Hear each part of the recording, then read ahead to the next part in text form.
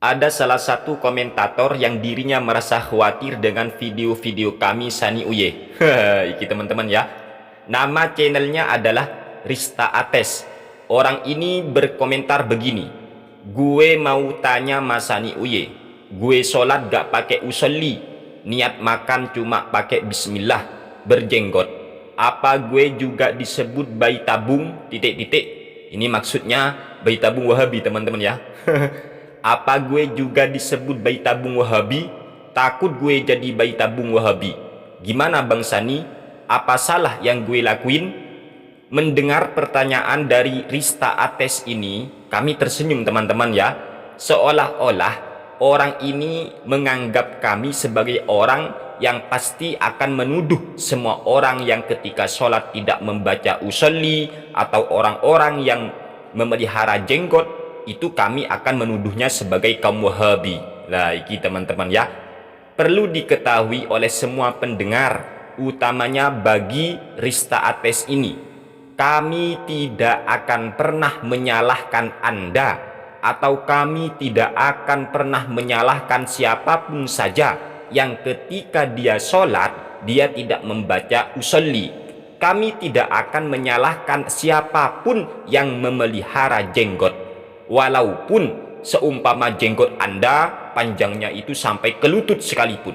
Kami tidak akan menyalahkan Anda, karena itu merupakan hak Anda. Dan kami tidak akan menuduh Anda atau siapapun saja sebagai bayi tabung Wahabi hanya gara-gara tidak usolli ataupun memelihara jenggot. Tidak, karena ciri-ciri Wahabi yang kami tahu bukan dari segi jenggotnya, bukan pula dari segi jidat hitamnya, dan juga bukan karena tidak mau melafatkan usolli ketika dia sholat. Tidak, tetapi ciri-ciri Wahabi bagi kami pribadi adalah dia adalah orang-orang yang merasa benar sendiri dan sering menyalahkan amaliyah-amaliyah masyarakat yang tidak sepaham dengan mereka. Bahkan mereka senang menuduh bid'ah terhadap amaliyah orang lain yang mereka tidak pernah melakukannya. Mereka hampir memvonis di luar kelompok mereka sebagai kaum-kaum yang ingkar sunnah, menuduh orang lain yang melakukan tawassul sebagai kuburiyun. Padahal kaum Wahabi itu ketika diajak diskusi malah mereka menjadi kaum kaburiyun. Iki. Jadi mereka kaum kaburiyun teman-teman ya, suka kabur kalau diajak diskusi. Dasar kaum kaburiyun ya.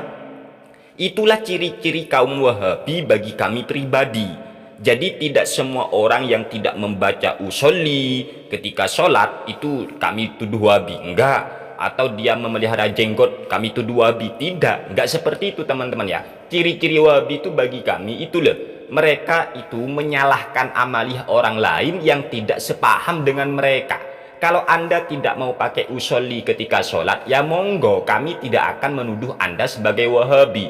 Banyak kok saudara-saudara kita yang tidak pakai usolli ketika mau sholat. Yang penting ada niat di hati untuk sholat. Itu boleh, ya boleh-boleh saja. Ini loh. Tetapi kaum Wahabi itu kan selalu menyalahkan orang yang ketika sholat membaca usolli fardhu zuhri seumpama ya, itu disalahkan, malah kadang-kadang disepelekan, dilecehkan oleh kaum Wahabi itu. Ini ya ciri-ciri Wahabi. Kalau Anda itu tidak baca usolli namun tidak menyalahkan orang-orang yang pakai usolli, maka kami tidak mungkin menyebut Anda Wahabi. Enggak, itu loh. Contoh saja ya, banyak kok saudara-saudara kita dari Muhammadiyah, tapi mereka diem. Mereka itu tidak pernah menyalahkan yang amaliyah orang-orang NU, diantaranya pakai usolli. Mereka diem, itu bagus. Tapi kalau kaum Wahabi, sekali mereka tidak sependapat, lalu mereka itu menuduh bid'ah, sesat, neraka. Nah, ini jadi gini. Jadi untuk siapa ini Rista Ates, kalau Anda berjenggot ya monggo, silahkan. Sunnah Rasul silahkan ya, amalkan. Tetapi kalau Anda itu sampai nuduh orang ingkar sunnah karena tidak berjenggot, lah iki yang jadi masalah bagi kami. Karena Anda mentang-mentang seumpama tidak pakai usolli langsung menuduh, memvonis bid'ah terhadap saudara-saudara seiman, seislam ketika membaca usolli mau sholat, itu langsung dituduh sesat, bid'ah. Lah ini yang jadi masalah. Jadi kalau Anda itu diam, maka kami damai. Nah, ngene, kami tidak akan pernah menuduh siapapun kaum Wahabi sebagai kaum Wahabi. Tidak, ya.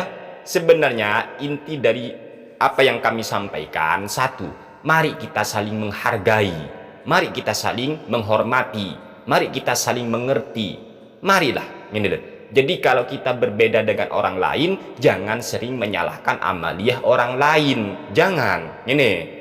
Jadi gitu ya, semoga bermanfaat. Jadi mulai sekarang untuk Rista Ates nggak perlu khawatir untuk dituduh bayi tabung Wahabi. Nggak perlu khawatir ya.